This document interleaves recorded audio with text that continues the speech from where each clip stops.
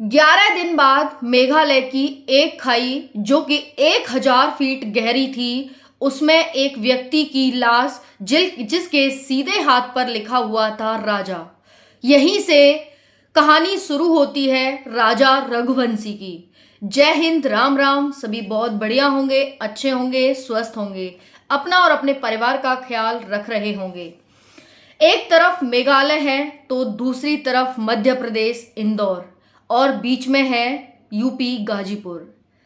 इन तीन राज्यों की बात यहाँ पर होने वाली है, मेघालय, मध्य प्रदेश और गाजीपुर। जैसा कि आप सभी जानते होंगे, एक टॉपिक सोनम बेवफा है। बहुत ज़्यादा ये खबर वायरल हो रही है और इसकी मांग बहुत जोर शोर से उठ रही है कि इसकी सीबीआई जांच होनी चाहिए। पूरा मामला क्या है आज की वीडियो में हम बात करने वाले हैं। साथियों, बात है 11 मई की। 11 मई को सोनम, जिसका पूरा नाम है सोनम रघुवंशी, ठीक है, रघुवंशी और राजा रघुवंशी, इन दोनों की 11 मई को शादी होती है। शादी होने के बाद प्लान बनाया जाता है कि हनीमून चलते हैं कहीं घूमने।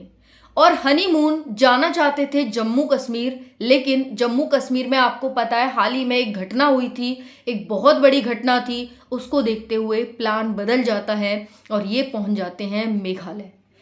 मेघालय में ज़्यादा दिन नहीं हुए थे, यानी एक ऐसी शादी की बात करने वाले हैं हम जो कि 1 महीना भी नहीं चल पाई और पत्नी बनी पति की हत्यारी। अभी तक आपने हत्यारा शब्द सुना होगा, लेकिन आज आप सुन रहे हैं कि पत्नी बनी पति की हत्यारी। साथियों, 11 मई से 11 जून नहीं आई कि पति की हत्या कर दी जाती है। अब पति की हत्या किसके द्वारा की जाती है, कैसे की जाती है और किस तरह से मामला सामने आया, आज की वीडियो में हम बात करने वाले हैं। यूपी के गाजीपुर में अभी हाल ही में आज की ही बात है ये, सोनम रघुवंशी आज सुबह 1 बजे की बात है, रात की। सोनम घूम रही थी, ऐसे ही घूम क्या रही थी, रोती हुई फिर रही थी।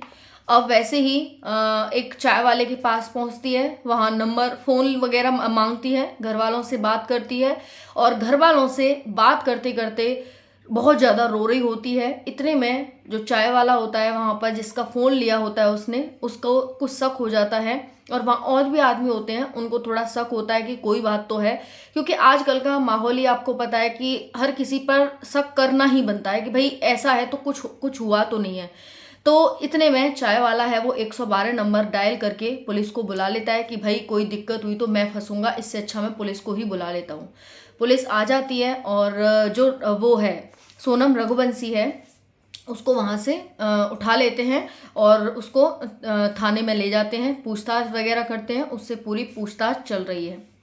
अब किस तरह से ये जो हनीमून का टाइम पीरियड होता है, ये 20 मई से 29 मई के बीच होता है।